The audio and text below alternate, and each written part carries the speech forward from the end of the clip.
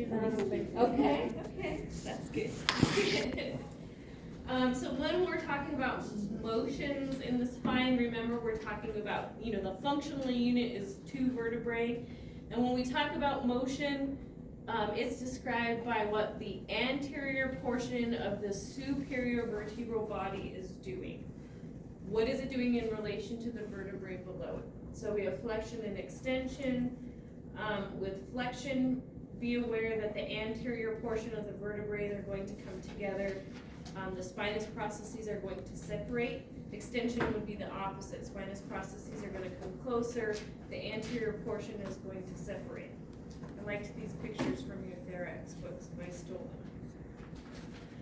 Lateral flexion or side bending is in the frontal plane.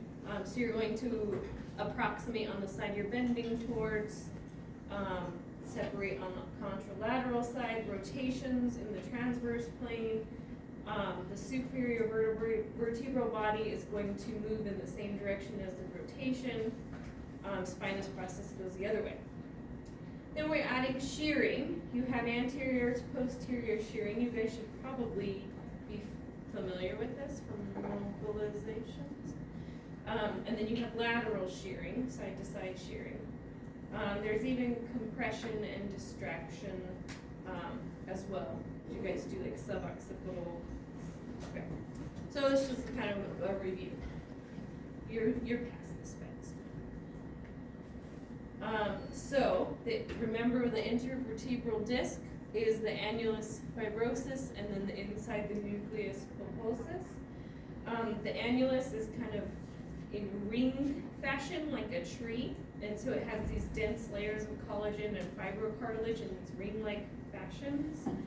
To give it that strength to respond to the different forces that are coming in through the disc. So distraction, rotation, bending, it can respond to that because it's in a ring-like fashion. They are firmly attached to the vertebral vertebrae above and below. You have those cartilaginous end plates that attach them to the vertebrae. And then remember, you have your anterior and posterior longitudinal ligaments that run along the spine as well. This nucleus pulposus is that central nucleus, gelatinous mass of the disc. In the lumbar spine, it actually sits more posterior than necessarily central to the disc, which is why we get a lot of disc herniations in the lumbar spine, because it just tends to sit more posterior, and we have a lot of mobility in our lumbar spine. So in a healthy disc, that nucleus doesn't move with flexion or extension, but if you get weakening of that annulus fibrosus, flexion or extension can actually push that nucleus either anterior or posterior based on how they're moving. Have you guys talked to McKinsey in Therex yet? Okay, so McKinsey is a theory of treating the spine, and if it becomes your jam, you can go and get McKinsey certified, and it's a whole CEU thing, and you can become a diplomat for McKinsey, and yeah, that's why we're just talking general here. So what it is directional preference. So you may have already talked with Ms. Razzo that centralization of symptoms versus peripheralization of symptoms. So what it is you go through testing with your patient to determine, does flexion, repeated flexion movements, cause peripheralization of symptoms or centralization of the symptoms? Even if the symptoms get stronger, if they come more central, that's the right way, right? Is that like the extension bias? Right. Bias? Yeah, so that's all McKinsey. So if you are doing flexion with someone and they're like, oh man, the back of my leg is bugging me, that is telling you that is not their directional preference. They're probably going to respond better to extension. So you want that centralization of the symptoms, even if their back right here over L4 starts to hurt worse, it's central. That radiating symptoms is coming up more central. And that's kind of based on the theory that when you move from flexion to extension, that nucleus pulposus is going to move anteriorly. And when you move from extension to a fully flexed position, it's actually going to push it posterior. So kind of in the theory is which way is that nucleus moving, and then it'll either relieve or worsen the symptoms. It's a whole dealio if it becomes your jam. You can get certified in it. But that's the whole premise behind that centralization of the symptoms, flexion bias or flexion preference, or extension. Okay? This was just a review of all of those different stabilizing features of the spine. Obviously, our facet joints are very stabilizing, and whichever direction they're oriented is going to dictate what movement is allowed at that vertebrae, right? So lumbar spine facets are more sagittal, thoracic spine, the upper thoracic are similar to cervical, the lower thoracic is more similar to lumbar, but your facets are very stabilizing to your spine. In the lumbar spine you have your ribs stabilizing your spine so we don't see as much movement around the thoracic spine. Your spinous processes, those discs, all the ligaments, thoracolumbar fascia, and of course your muscles. They all contribute to stabilize this nice stacked stones essentially where they should be. It takes a lot of stabilization to hold it there.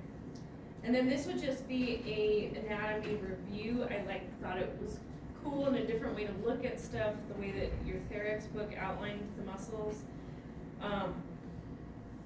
What we're gonna do, you guys have already been dusting off all that anatomy reviewing for Therex, and we're gonna kind of have that as part of our assignment that's coming at you.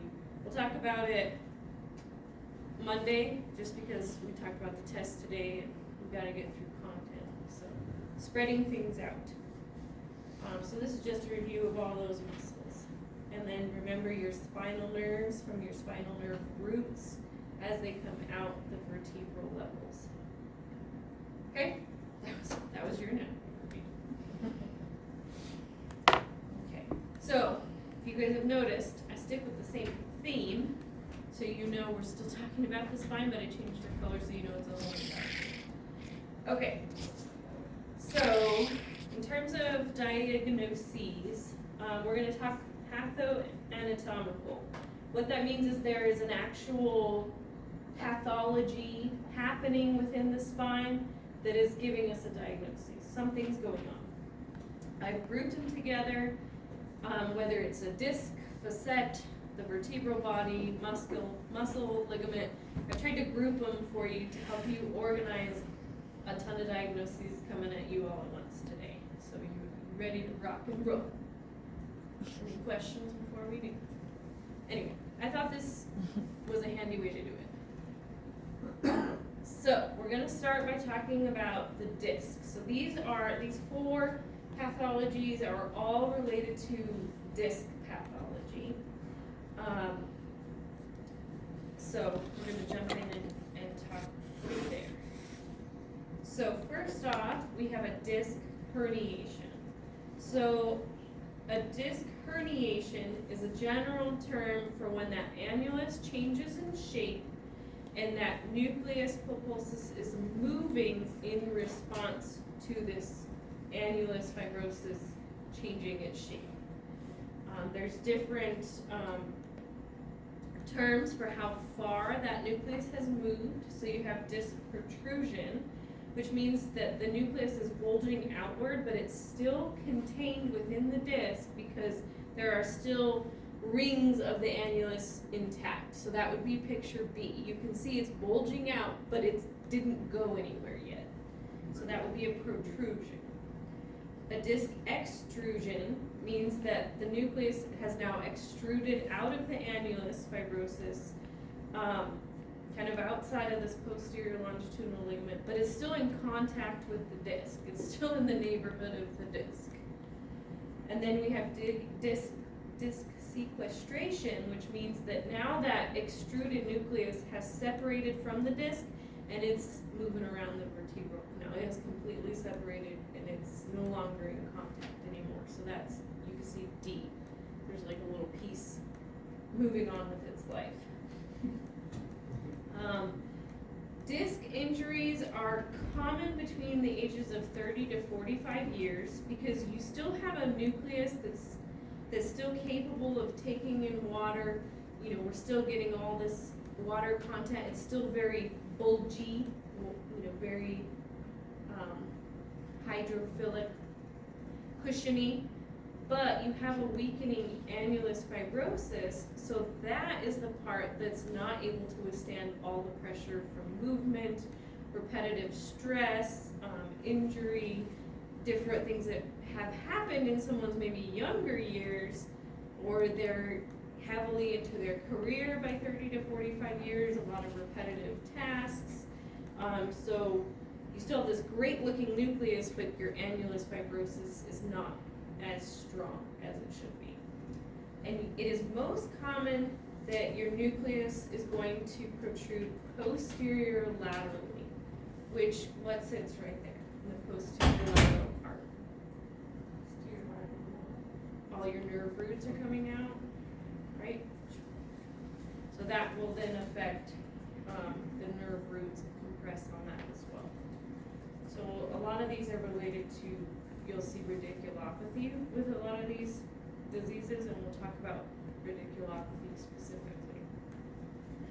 So on the flip side, on the flippity flip, we have degenerative disc disease, or DDD. So this is a loss of integrity of the disc from either infection, disease, herniation, or an end plate defect that you're now degenerating that disc. So what happens is that disc is now getting smaller and smaller and smaller. We see progressive fibrous changes in the nucleus and the annulus fibrosis. So the nucleus is becoming more fibrotic. We're seeing the changes in the annulus. And as it becomes more fibrotic, it can't take in as much water. It's drying out. So you're losing your disc height with degenerative disc disease. So with that, as you lose that space that should be there between the vertebrae, you're now getting that intervertebral foramina, the spinal cord. It's all narrowing and starting to compress on each other. You're also losing that cushion that helps absorb weight-bearing forces, compressive forces, tension forces on the bones. So now you have bones starting to rub, to compress on other bones. And what do they like to do when that starts to happen? Form new bone. Yes, so you can see in this picture here how it's like getting gnarly, right where the degenerative disc is, because the bone is starting to be loaded. And so all it knows is, oh, you need more bone? I got you. I'm going to make more bone. And it's going to start making all these osteophytes, just start laying down more and more bone.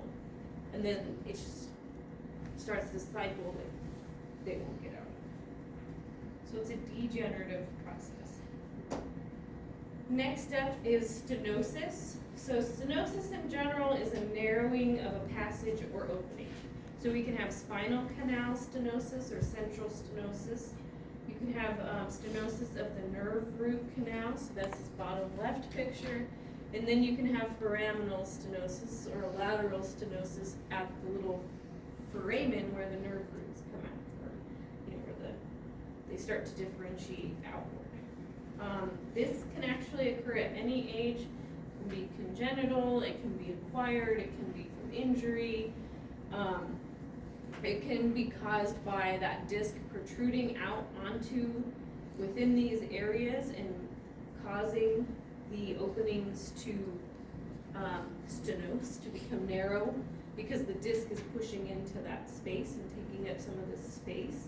It can be caused by scarring from old injuries, swelling in the joints because of current injury. You're in the inflammation stage. It can be from those osteophytes forming because we're losing our disc height. And then spondylolisthesis, which we're going to talk about too. Even bad posture. If you think about sitting sideways or too extended, you're compressing those openings that should be there, and causing them to narrow, which will, anytime you're narrowing an opening in the spine, you're compressing on the spinal cord, on the nerve root, you're getting nerve-related issues.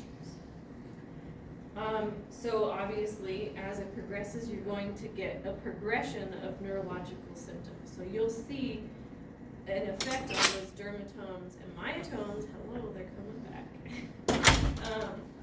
And even those kind of hard perineal symptoms that indicate a neurological issue is going on. So usually extension is going to make their symptoms worse because extension is compressing all these narrow areas together.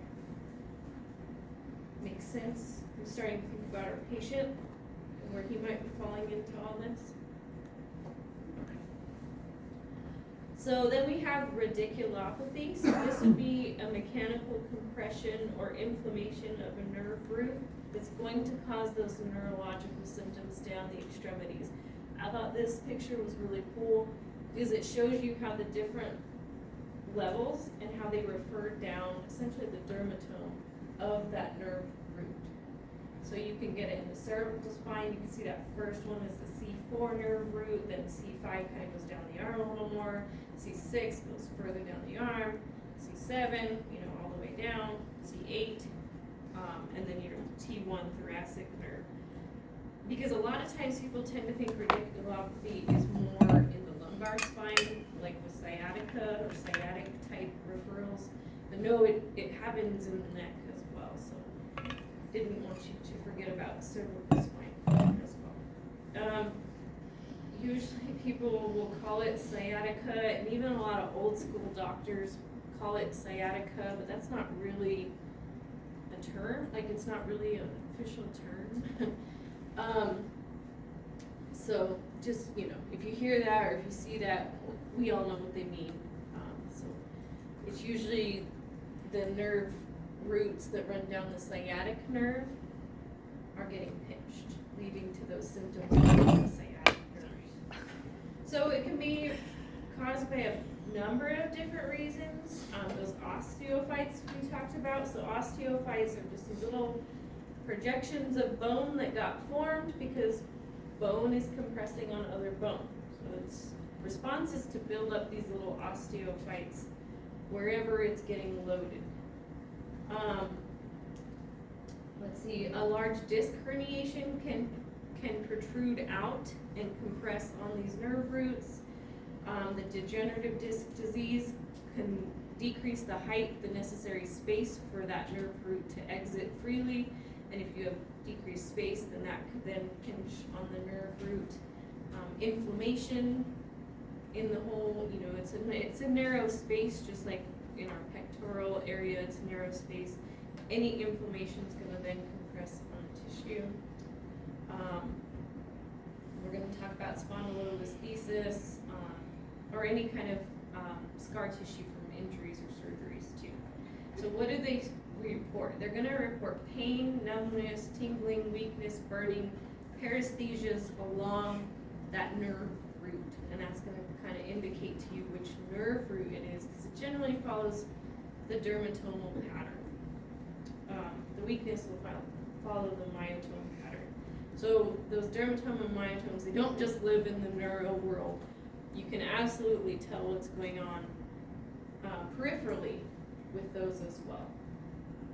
If you see a change in reflexes, you're getting that strength loss in the myotome, if you're getting a sensory loss in the dermatome, we're talking now we're in a true radiculopathy. We are seeing those neuroscience happening. So some special tests. So throughout all the rest of ortho, we're going to talk different diseases, dysfunctions, surgeries, and all the different joints of the body, and I'm going to give you special tests. So just like in kines, you just have to know what that's indicating. So if we say, oh, they have a positive straight leg raise test or prostrate leg raise test, they have radiculopathy.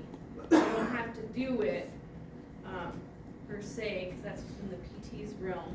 But a straight leg raise test, you're pretty much, they're supine, and you lift their leg up straight, and they start getting the neurological symptoms down their leg. Or you lift that leg up straight and the cross straight leg raise test, they're now getting neurological symptoms down the opposite leg, even though you're lifting this leg up. Yeah? How would we document that based off of the test that we do? We could just say that they have a positive test and that's it? You would read it on an eval. So if I eval this patient, I would say straight leg raise test positive, cross straight leg raise test positive, right, da da da da. Would there ever be a time where you would have the PTA do the test as well, or just trust I on your wouldn't eval? per se, because that's kind of part of the re-eval process. Do some PTs maybe want to, I don't know. Because then, I mean, saying that then, like, you know, we document that they have ridiculous, that's considered a diagnosis. You could, if I were you, if you're doing straight leg raise, testing, looking at hip range of motion, and you're doing a straight leg raise, and then they start reporting symptoms, I would just word it out. I would say, patient reports, you know, numbness, pain, down posterior leg with straight leg raise. Yeah, since the special tests are more like evaluation for the PT. Yeah? So that way it's kind of like, oh, I was treating them, we're doing straight leg raises, and they're saying their symptoms are worse when we do that. Makes sense? Okay, so that was the disc issues. So next, let's talk the facets. So spondylosis or OA, ankylosing spondylitis or impingement are all issues that are going to impact in and around the facets. Like I said, I tried to start grouping things to help you organize a lot of stuff coming at you. It's a lot of issues with the spine. Okay, so spondylosis. Start. Oh, you're gonna make me get down. We gotta start keeping track of our spondylos. Okay. There's a lot of spondylos. So we have spondylosis.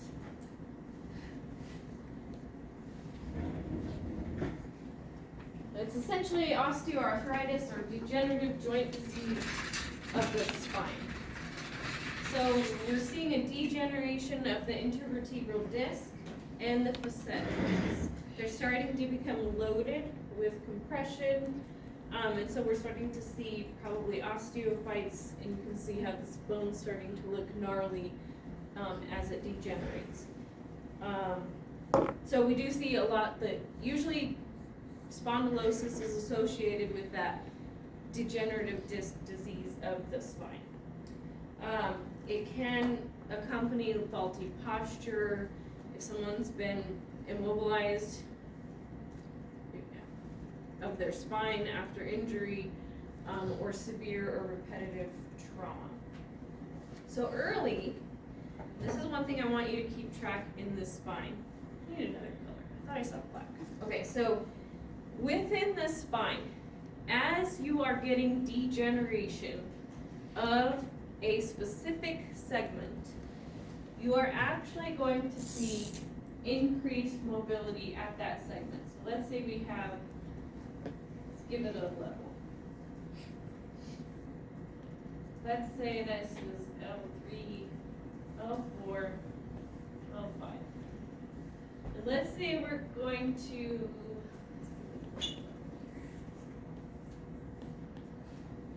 this is where we're degenerating, right here. Oh, it needs to be angry, hold on. It needs angry pain. So, initially, as the disease begins, you're going to start to see instability and increased mobility at this level.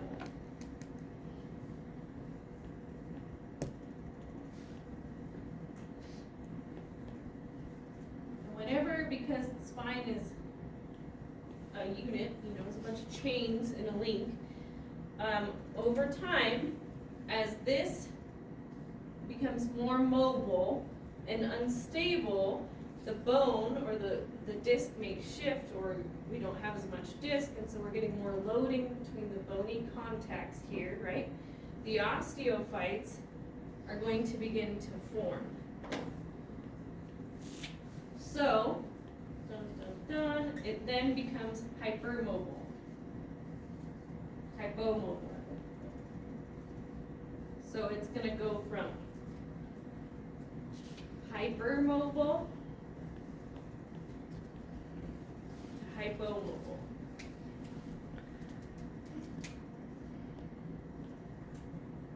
So we now have L3 to L4 is become hypomobile. It's not moving as much.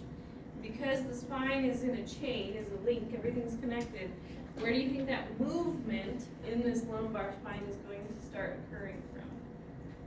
Because they're still trying to forward bend, they're still trying to do their tasks.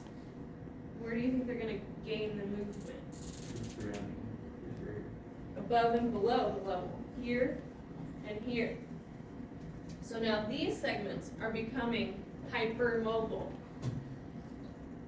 which then leads to more osteophytes,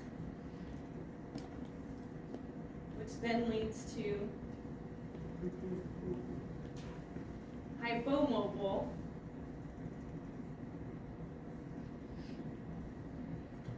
which then leads to now the next segment is gonna try to make up for the mobility. And this is why your spine patients, it's gonna say L1 through 5, because it started, and then above and below have to try to compensate, and then above and below that have to try to compensate, and then it starts to progress throughout the spine, because the spinal levels are trying to compensate. So understand that it starts in the early stages, there's increased mobility. As the osteophytes come in, the mobility decreases, and then you've got to make up for that above and below, okay? Also, I wanted to point out, this isn't written down anywhere. I'm running out of colors, guys. There's some under me. If someone is hypermobile, what would you generally want to be giving them around there? They have too much mobility. Stabilizing. Yes. You want to start to stabilize. They are moving too much.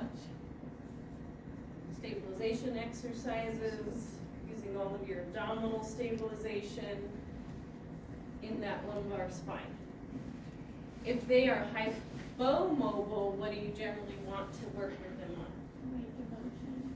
Increasing that mobility. Could be through what? Range of motion? What else have you guys done already? Distraction? What's the general term for all that jazz? Mobilization? I'm sorry, for the You're hypermobility. you said- giving them mobility, so you're doing joint mobilizations in the title. Not us It's grade though. 3. Yeah, That's that's grade 3 or higher. As within your practice that you can do, and now you see what you also understand what the PT is working with them on. Chiropractor's goal is all they do is joint mobilizations. What's my problem with that? This is my soapbox, PT soapbox. I'm up here, right? Chiropractors only do joint mobilizations. That's all they do. But what are bones? Bones are stupid, and they only move in the direction where muscles pull them. So if you don't ever address muscle tightness, what's that tight muscle gonna do? Pull that joint right back. And then your chiropractor's like, I'll see you on Friday too. And I'll see you on Monday, and then I'll see you on Wednesday, and then I'll see you on Friday. You'll never get better. Oh. Okay, step off my soapbox. Yay for PT. We do mobilizations, but we also address muscular imbalance too. Okay, where was I on this? Yeah. So acute pain with spondylosis, they're gonna have a lot of pain in and around the area, gonna have a lot of muscle guarding with motions, because their muscles are trying to guard and give that stability to those hypermobile segments. So you'll see a lot of guarding with different movements. They're gonna tense up and try to guard around those areas. As they get into the subacute chronic phases, they are gonna usually see pain either when they're immobile, so they haven't done anything in a while, or they've done too much, is usually when they'll see pain. So whenever you have degeneration at this joint, now you could get impingement at the facets, sprains, inflammation, osteophytes, all this building up within that area, okay? Some patients, motion is lotion, movement's good, and it relieves their symptoms, and some movement increases their pain, so they need to stop and rest. So we kind of have to just play off of what is relieving this patient's pain. Some patients I'll say, every half an hour, sit down and rest. Or some will say, you gotta go on a walk every day. You need to be moving every day. So it's just based on what's relieving their symptoms. Everybody's different. Okay, so our next spondylobe is spondylitis, specifically ankylosing spondylitis. Oops.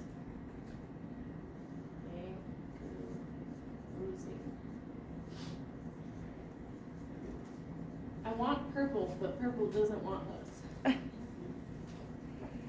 So it ends in itis. So what do we think is going on at the joint? There's an inflammation within that joint. Does anyone have purple in front of you? Okay. I'm gonna steal this purple for right now, and I'll put it back when we're done. We're keeping track of our spondylobes with purple.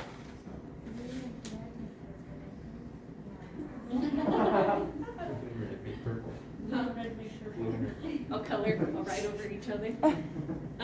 Okay, so ankylosing spondylitis is a chronic inflammation of the ligaments of the spine, and it's a rheumatic disease, so it's an autoimmune disease. In about 20% of the patients that have this inflamed cartilage, the bony junctions will actually end up fusing. So they will then now have a fused segment and have to try to accommodate that motion that's lost above and below. That is the big thing with the spine. Any loss of motion is going to try to be accomplished above and below that segment. Some patients eventually, both that anterior longitudinal ligament and the posterior longitudinal ligament will actually ossify to the bones and just fuse it all. It could progress to that in some patients. Usually ankylosing spondylitis begins in the lumbar spine and progresses upward. So 100% of the time it will affect the sacroiliac joints. 75% will also have it in their neck, 50% in the lumbosacral joints, and then about 30% will also see it in their hips and heels. The pain, inflammation within those joints as well. So usually it's going to begin in adolescence and peak in about the mid-20s. Is when this pain is starting to occur, and gradually they're going to lose range of motion and they're going to complain of stiffness. This is your patient or your friend or somebody that's complaining about bilateral SI pain, so that's that kind of low lumbar buttock pain, thoracic at the thoracolumbar junction, stiffness, shoulder pain. So that 20-year-old who's really stiff. It's more common in men. It just is. So usually they have pain and stiffness when they're trying to stand up straight. When they wake up, they've got to work it out a little while. They're real stiff. This is because we're in the early stages of this happening. And then, of course, in advanced cases, they can actually see on x-ray how that anterior longitudinal ligament fuses to the vertebral bodies. And then that will then decrease all those joint spaces. So what can we do to help these patients? We're going to talk a little bit about intervention. Because we can't prevent this from progressing. Yes? Does it ever affect nerve stuff, or is it just It affects the nerves because of the loss of disc space and the loss of mobility and the inflammation. It could then compress on all of the associated nerve roots, yeah. Or spinal cord, depending on how fused and inflamed they get. Yeah, especially in that low lumbar area. So usually, we can't prevent this from progressing. It's an autoimmune disease, it goes on. What we actually can help these patients achieve a functional posture by helping them get exaggerated lumbar lordosis, because otherwise, as things begin to fuse, they will fuse in a straightened out position, and the person will end up forward bending, and then they'll be like this the rest of your life because it's fused like that. So if we catch them early on, we actually want them to exaggerate their lumbar lordosis, because if it fuses, they're still upright. So these patients, you could tell them that you want them to sleep on their stomach, in a prone position, rolled up towel or a lumbar pillow anytime they're sitting, because you really want a lot of lumbar lordosis, so that they're not like this when they fuse, but they fuse like this, and they can be functional. We do a lot of segmental and global trunk stabilization, scapular stabilization exercises, just to really strengthen everything that's surrounding the spine. And then here's my little, you remember that very first day when we talked about ortho, and I said this semester, this is where ortho lives, in the umbrella, where we're gonna understand the diagnoses, and we're gonna understand general treatment. But what does a segmental stabilization, general trunk stabilization exercise look like? That's a Therex. What are scapular stabilization exercises? Therex. Okay, so we're talking in this umbrella right now, and that's why you're gonna see that we talk a little more general like that this semester, because the details of what that looks like, you're gonna dissect in Therex. Yeah? So we're good.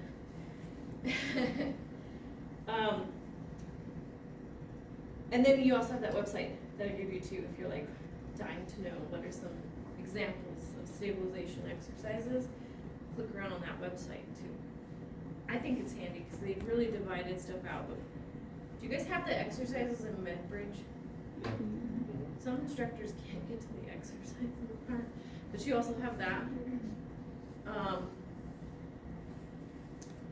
don't think PhysioU has anything exercise related. It's more of like understanding the initial stuff, not necessarily exercise.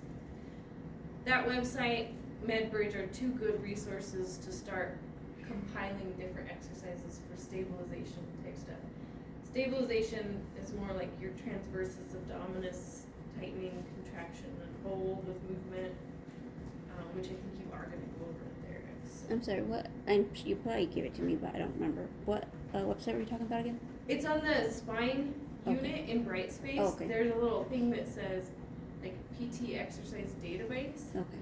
And if you click on the link, it comes to this data, just pages of organized by joint. So keep that Just handy. got it there. I just didn't. It's the last link on the list. Thank you, because in mine it's not less, so that's very Oh, cool. okay. I'm like, it's on there. The other thing with these folks, that one. is a lot of hip extension stretching, shoulder flexion stretching, because they tend to fuse in this position. We want to stretch them to contribute to that hip extension to contribute, a lot of lumbar lordosis, hip extension stretching. Because, they'll lose a lot of extension as they fuse.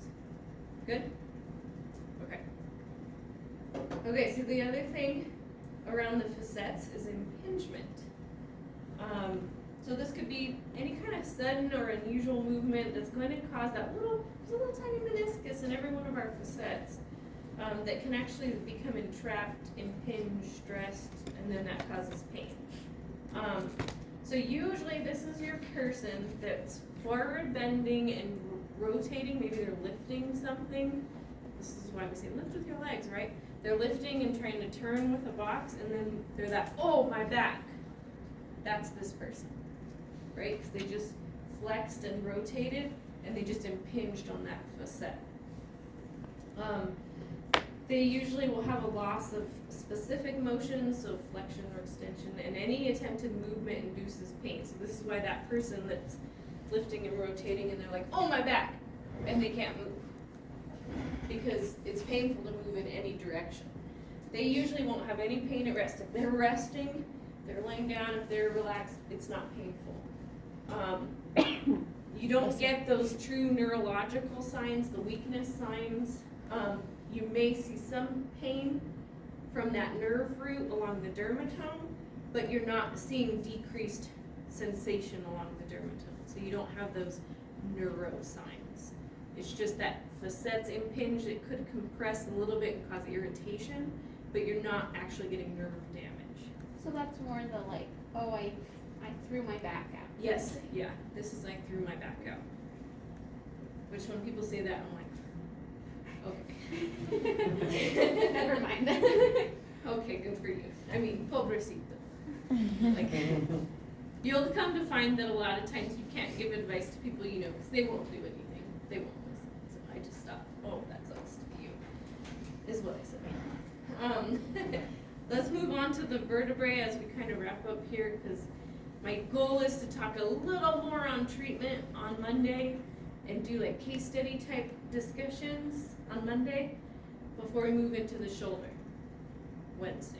So everything's going to get shifted back by a day. I'll post a new schedule for you guys, but we're wrapping up the spine on Mondays. So for the vertebrae, or vertebral bodies, there's compression fractures and two more spondylosis or spondylolisthesis. This is why we have a track record over there. So vertebral compression fracture is most commonly associated with osteoporosis. It's usually your little old lady that was brushing her hair, cooking, and fractured her vertebrae. It definitely, you can get a fracture of your vertebrae when you're young. I definitely have treated a young 30-something-year-old lady in the hospital who had a vertebral compression fracture, and it was from, I think she fell on ice. I think she slipped and fell. So it's more traumatic if they're younger. The little old ladies, it's related to osteoporosis, and it's just as simple as a basic ADL task that they end up fracturing the vertebral body. If left untreated, it's very painful because it's just very irritated and aggravated. My young patient that this happened to, we could not even get her out of bed. Even sitting upright at the edge of the bed was too painful. And we'll talk about treatment and what ends up helping. It's like night and day when they get this treatment. We'll talk about that the next slide. But osteoporosis related, they're usually older, 60 to 70 years, because they have that they're postmenopausal, osteoporotic, their bones are weakening,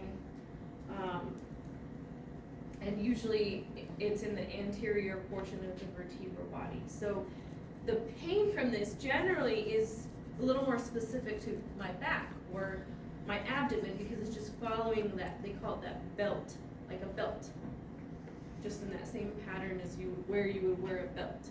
The pain kind of just generally sticks right there. You don't typically see the radiculopathy down the legs from this, because the nerve roots are posterior and this would be an anterior injury. But because this has now become unstable, they're going to compensate by flexing forward. So we're going to see increased kyphosis, increased lordosis, because they're trying to compensate for that instability at that level.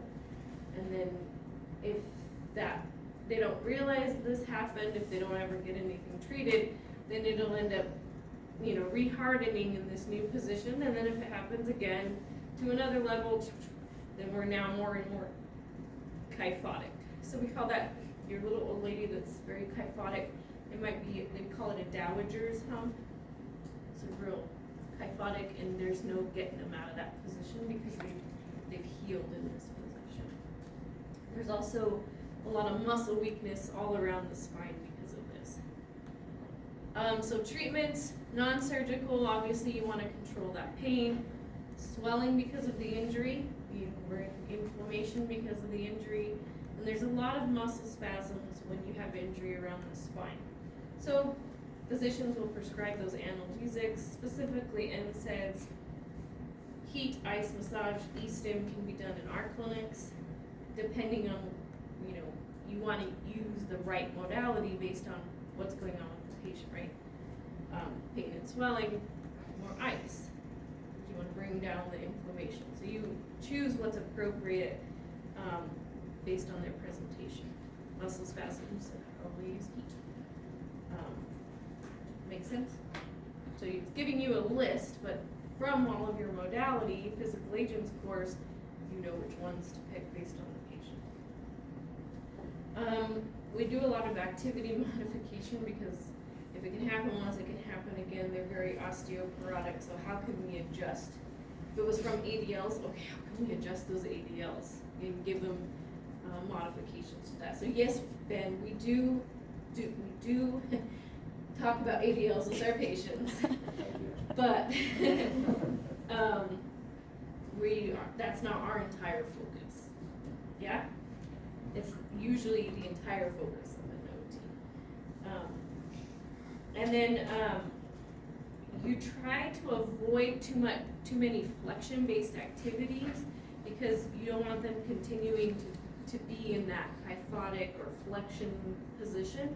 We're trying to bring them out of it. So your little old lady who loves to sit there and knit, you want to tell her, like, after a half an hour, you need to take a break and go walk around and stretch, you know, give her some pec stretches. We got to stretch up and into extension. You don't want her sitting there and knitting a 10,000 little scarves all day in this position. So we got to stretch out.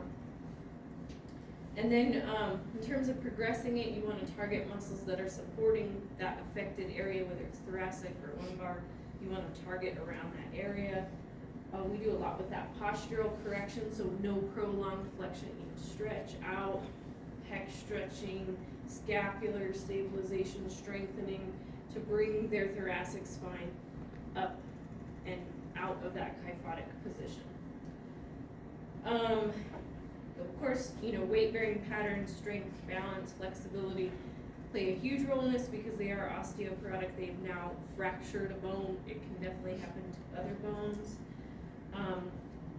And we want to help them maintain stability around that fractured component, but mobility everywhere else. Yeah, so you can stretch your horizontal adductors, your internal rotators, hip flexors, hip internal rotators, all of those muscles that are bringing you into this down and in position, you want to stretch out. And then any lifting techniques and avoiding prolonged flexion. So surgically, they will actually go in and inject a specialized form of cement into the vertebral body, and it'll harden and just kind of foster that bone to harden back out. And this is like night and day. That patient I told you could not sit at the edge of the bed, she had a vertebroplasty. I came and did a reeval, and we were rocking down the hall. No assistive device. She was young. She felt fine now. It corrected the problem.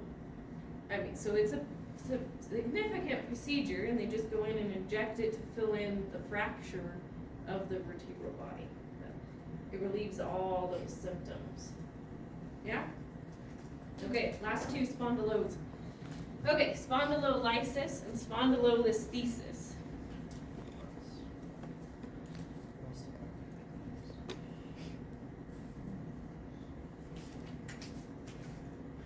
Very thin.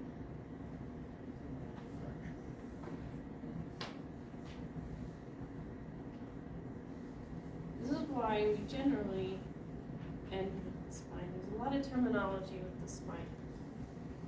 So spondylolysis is a bony defect, usually a fracture or stress fracture of this pars interarticularis in this posterior portion of the spine. So you can see your spinous process comes straight backward, straight out. The pars interarticularis is the portion as it projects outward into the spinous process. Does that make sense? So if that becomes fractured, it could be a spondylolysis. If it's fractured and now you're getting slippage of the superior vertebrae on the inferior vertebrae, now that's spondylolisthesis. So if it starts slipping, because see there's that spinous process that's fractured off and still back here where it should be, but everything else is sliding forward because they're no longer connected. And this could be either from one or both sides fracturing, but anytime it starts to slip and slide anteriorly, which is generally the direction it slides, that's spondylolisthesis. Yes, you do have to know all these terms. It has different, yes. Do you have to have a spondylolysis in order to get a spondylolisthesis? Yes. It's like you have to have that fracture. Yeah, it will have to have fractured and broken off In order for it to slide. progress. Yeah. I'm just gonna wrap up the spondylolisthesis and that'll be it for today. There's different types because it can be congenital, and it can occur in different age range. So you see type 2 could be anywhere from 5 to 50 years old, just caused by mechanical stress. Type 3 is degenerative, so that's older. Type 4 would be a traumatic acute fracture.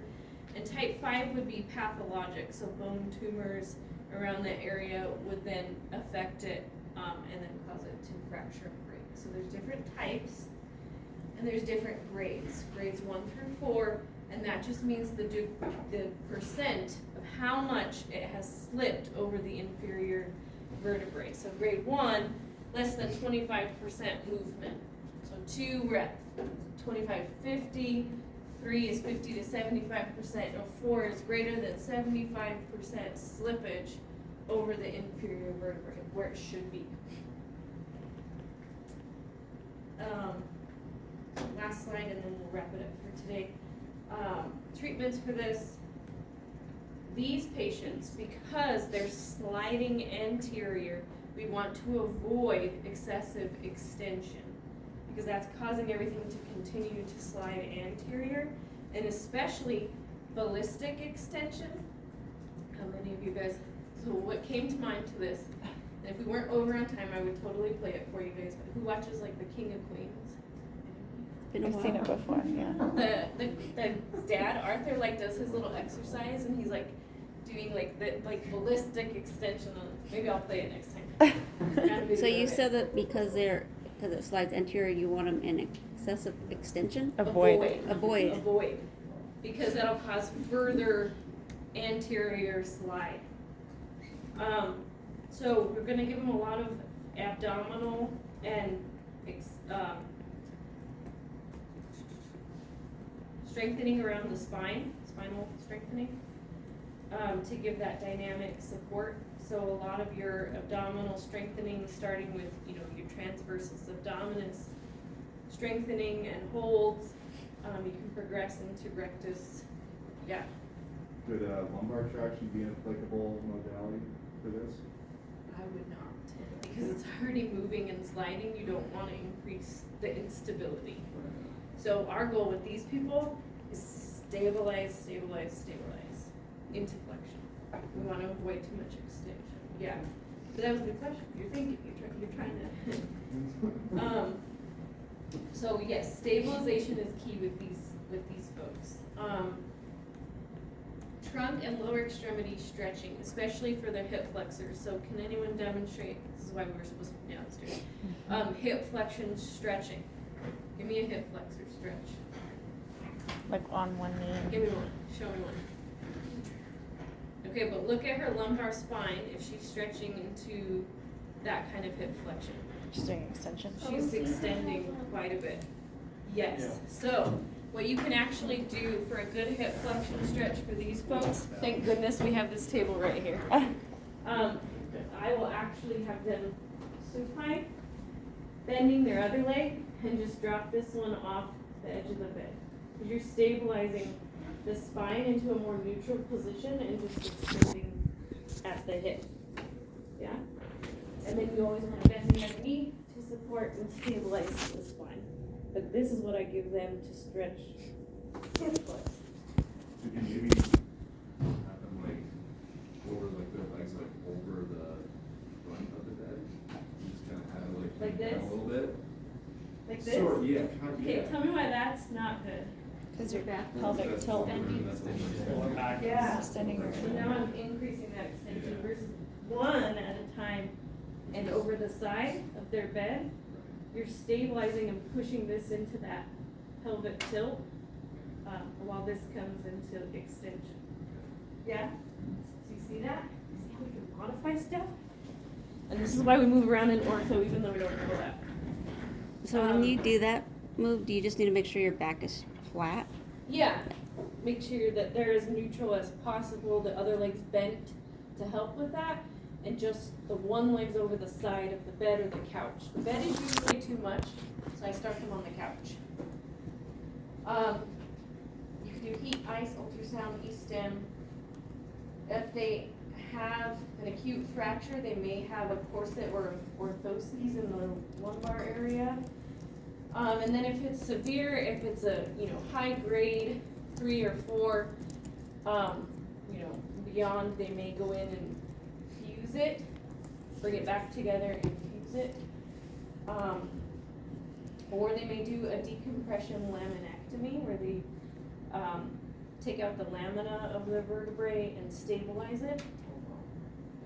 So you may get a laminectomy, a fusion, and so with that, we're now into post-surgical rehab, so they will definitely have their orthoses or their corset brace. We work with ambulation, lower extremity range of motion, then strengthening an upper extremity.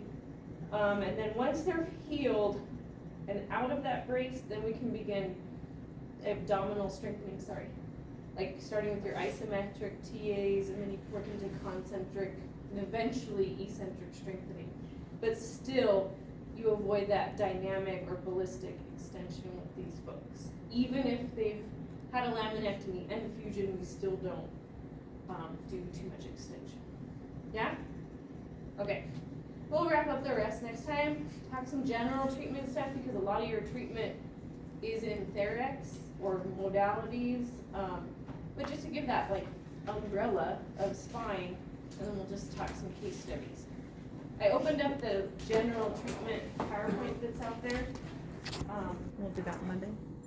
Well, yeah, we'll do that. It's very general.